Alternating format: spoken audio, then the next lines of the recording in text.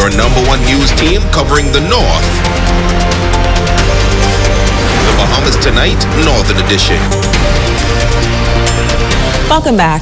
As residents on the island of Abaco continue to rebuild in the aftermath of Hurricane Dorian, a local pastor and community leader is commending residents for their resilient spirit while appealing for a further extension on a particular exemption. Megan Shepherd has the details. Just over 16 months ago, the central communities on the island of Abaco were practically unrecognizable. Many businesses and homes were wiped away or flattened by Hurricane Dorian. But now progress can be seen throughout the island as residents and organizations continue to work tirelessly to rebuild their communities. Resident Pastor Silbert Mills says that he is pleased to see residents showing great optimism. They're returning in droves from everywhere.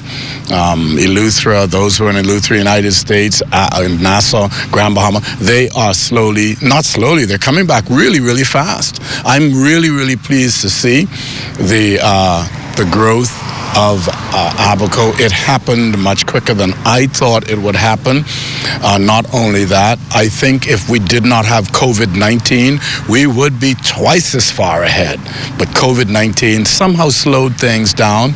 And it's not just a local situation, it's an international situation where, for a while we couldn't purchase building materials from away, and the cost went up exponentially.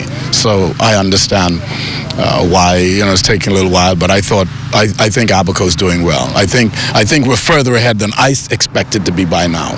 Now, the government of the Bahamas has declared Abaco an economic recovery zone, extending tax exemptions on certain goods and services until June 30th, 2021. However, tax exemptions have also been extended on cars until January 31st. Pastor Mills says that he believes that this may not be enough time. And the vehicle program was extended until the end of January. I'm not sure that's going to give people enough time. Look, I was in better position than most people. I still cannot get a vehicle yet because I've got to do the house first.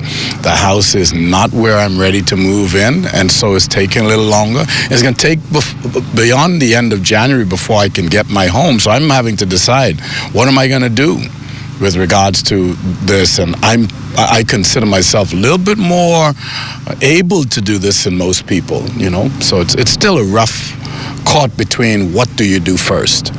Megan Shepherd, ZNS Network News. In other news, women in traditionally male-dominated fields face a difficult hurdle and may often be unfairly judged. Well, in this feature, a young lady finds herself in a profession that you will seldom see females, but she is gaining the skills and training needed to excel. Jay Philippe has more on this. Meet Shan the Barber, also known as Shan the Barber, a young lady who has become popular for her skills in barbering. Not often do you think of a female as a barber, and not often would you take a chance sitting in a chair of a female barber. But Shan the Barber has had to overcome the notion of a woman working in the beauty industry that does not include a beauty salon. I took the opportunity to go one-on-one with Shan the Barber. For me, it was, my son was in preschool, and what happened was he got a ringworm in his head, and so I had took my dad's machine, I cut his hair. Shan then took it upon herself to take her passion for cutting hair to a next level. She enrolled at BTVI, where she completed an 8-week course completing her certification in barbering. Her first official stop as a barber landed her at Cutting Edge Barbershop downtown Freeport, where she gained experience while gaining trust in clients all at the same time.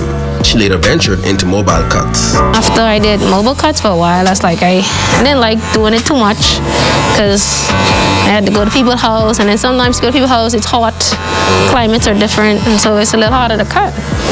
And then I came to another shop. It was called 3K's Barbershop. I was there, and then she moved from the same location where I'm at right now, and so when she moved, I saw it as a business opportunity, and so I decided that I would just rent this spot and open me up a barbershop. How does it feel as a female working in the barber industry that's normally dominated by men? I will be very, very honest. When I first started, it was very hard. Guys look at females, I think it's the Samson and Delilah syndrome, where, you touch a man's head, oh, you can cause me weakness or whatever. And so for a while, it was hard. A lot of men didn't want to come sit in my chair. I guess they assumed that I would gap them up. And, I don't blame them because it's only in perspective. This cute young lady here standing up, cutting my hair, and I assume, she didn't really know what she's doing. And she's young or whatever. And so for me, it was more so I just had to take them as they come. How do you balance being a full-time teacher at Tabernacle, being a mom, and also having to be in the barbershop on appointments? For me, balancing both. So what I do is I have an appointment system. I've been doing it from I started in my shop. I've been doing an appointment system, and so it helps me. So during the day, Mondays to Fridays, I come in the shop at 4 until 6, and so I come in by appointments only. So if they book appointments, they can get in a slot on those days. And so most Saturdays and Sundays I'm here. Most holidays I'm here. And so with my son, most of the time my parents, they do a good job of helping me out, watching him, whatever.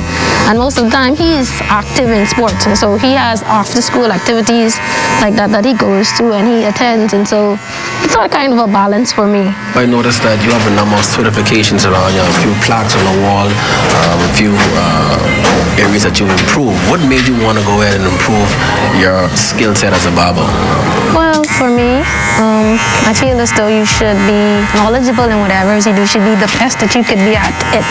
And so for me, I feel as though certificates, they go in an extension to my other certificates. I have a degree in chemistry and mathematics, and so for me, I felt like I should be certified in this field that I'm trying to be great at. And so in order to be great, you should upgrade your education. You should know as much as you can know about that specific field that you're in. And so for me, that's why I decided to do my certificate, also get my bachelor's in barbering.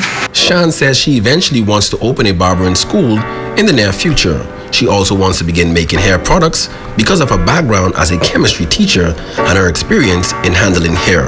Shan the Barber says she enjoys being a barber and she looks forward to breaking barriers in this industry that is dominated by men. I'm Jay Philippe, ZNS Network News. Women are just dominating from one field to the next. Great story, Jay. Well, now to sports news from the professional ranks overseas. Grand Bahamian native Aaron Labardi, who is currently in Denmark playing professional basketball for the Svendborg Rabbits, is having some success almost midway through the season. So far for the year, the 6'8" forward is averaging about 12 points per game, 8.5 rebounds per game, while shooting 83% from the free throw line. We caught up with a second-year pro, and he talked about his team's success. Well, the season is going great so far. Actually, we've already surpassed or tied our win record from last year, the previous team, already. So we're currently 12-5. So that's good. And we're currently second place in our league. So I mean, things are going great so far. And our team's been playing well. I've been playing well. So it's just been a great opportunity for me to get into like a winning mindset, into a winning program. So yeah, it's been great. And the future, I mean, I've got another year out here, so I mean, I'm looking forward to trying to even be better next year after this year. And after that, we'll see where it goes. I mean, I hope to play for the national team. I mean, and yeah, we'll just see. But yeah, so far the season's going great, and I couldn't ask for anything more. Stay with us. Our Facebook Friend of the Night is up next.